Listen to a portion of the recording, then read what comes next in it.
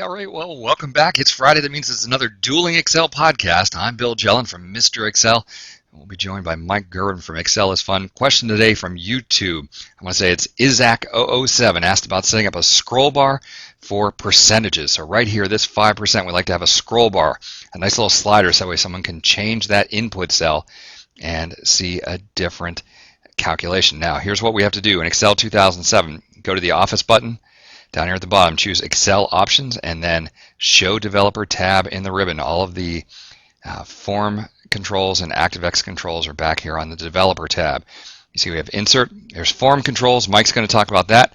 I'm going to talk about the ActiveX control. Forms control, easier to set up. ActiveX control, a little bit more power. So right here I have the scroll bar. I'm going to draw just a nice big scroll bar in. You can make this whatever size you'd like. And now you notice that we are automatically in design mode. That allows us to adjust the scroll bar, and I want to go into properties. A couple of settings we're going to change here. I'm interested in the min, the max, small change, large change. So the min is 0, that's perfect. Max, I'm going to have the max go up to 18.9%, and I'm going to enter that as 189 because these values have to be integers. You can't put decimals in there. So a min of 0, max of 189, and I'm going to make the large change be in increments of 10. So every time we do a large change, it's going to go up by 1%, and then the small change is great there as an increment of 1. Finally, I'm going to put the result of this, the link cell, right here in cell D1. Really, I'd put it out in Z1, but let's just put it here in D1 so we can see where it is. D1, and we are good to go. So I'll close the properties window, exit design mode, and you see how this works. When I click here between the slider and the end, it goes up by 10, that's the large change.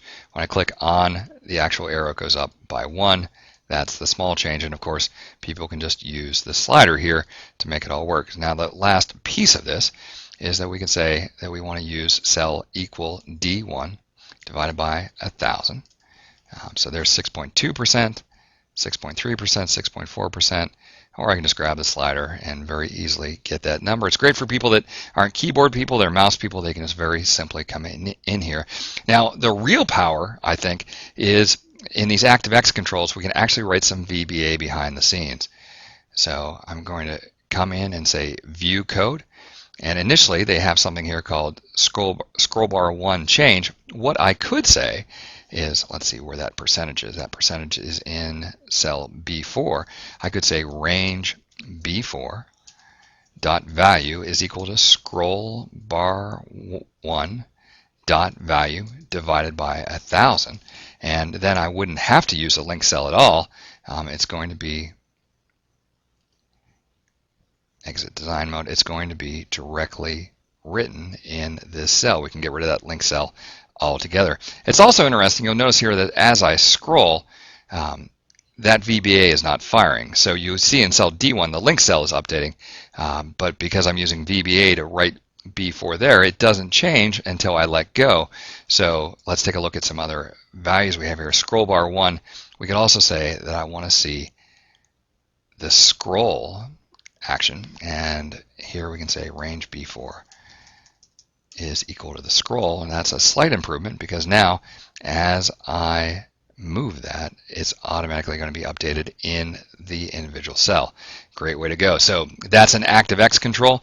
You can write some VBA. You can see there at the beginning by being a little bit clever and writing a number that's 1,000 times larger than what I want it to be and using a formula here.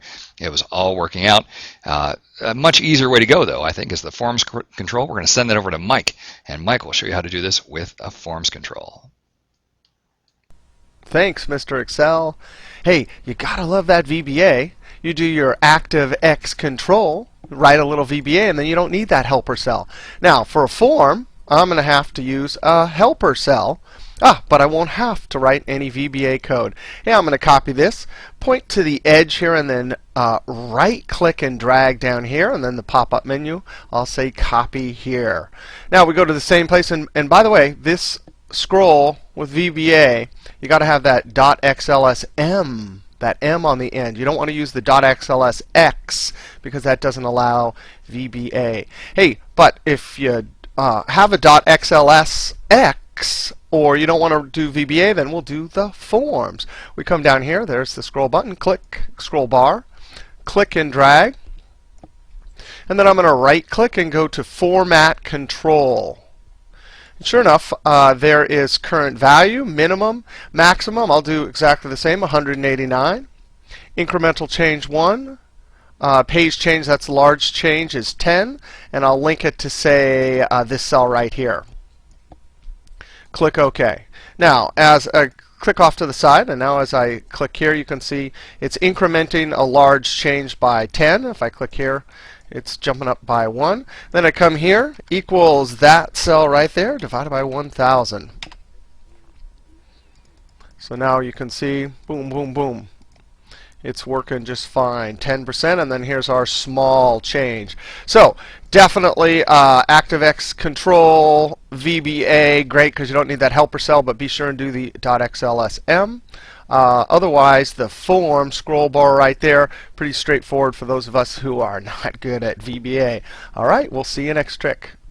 Hey, Mike, I think the forms control is the way to go. I just reopened this file to record the closing here, get the security warning that some ActiveX content has been disabled. So by using the forms control, it doesn't get the workbook marked as a macro workbook, and you don't have to worry about all of these hassles. So great way to go. I want to thank everyone for stopping by. On behalf of Mike and myself, we'll see you next time for another Dueling Excel podcast.